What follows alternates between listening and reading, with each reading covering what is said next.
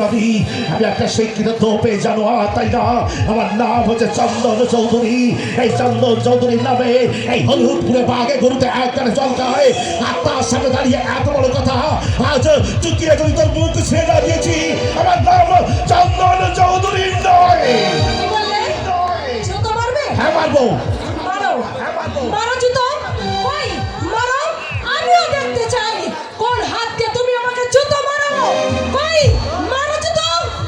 যা, এই অপমানের প্রতিশোধ একদিন না একদিন আমি নেবই। আমিও সেই শুভ দিনের প্রতীক্ষায় থাকবো। অর্থ আর ভুয়া অভিজাতের অহংকারে মনুষ্যত্বকে যারা পদদলিত করে চলছে, আমি তাদের মানুষ বলে গণ্য করি না। দামি দামি জামা কাপড় পরলেই মানুষ হওয়া যায় না।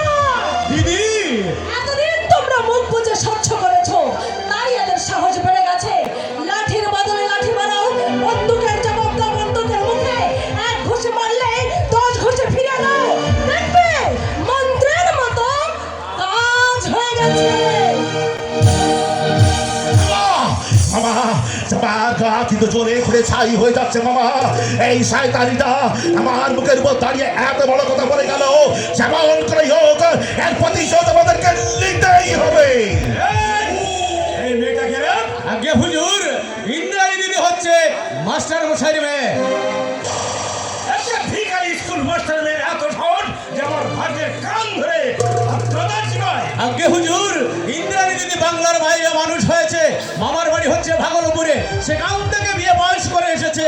আরে বাংলাদেশের মেয়েদের মতো মার খেয়ে কাঁদ মারবে।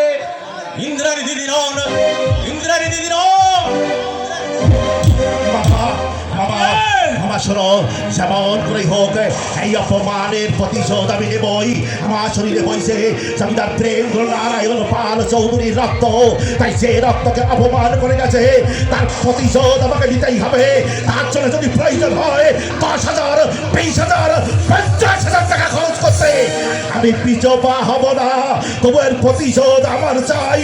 তা না হলে এই চন্দন চৌধুরী নিজেই নিজেকে কোরবানি দিয়ে একটা রক্তের দাগ লিখে যাবে বাবা। রক্তের দাগ লিখে যাবে, রক্তের দাগ লিখে যাবে।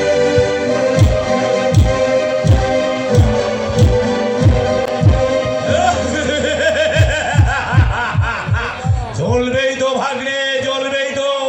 এই তো সবে শুরু।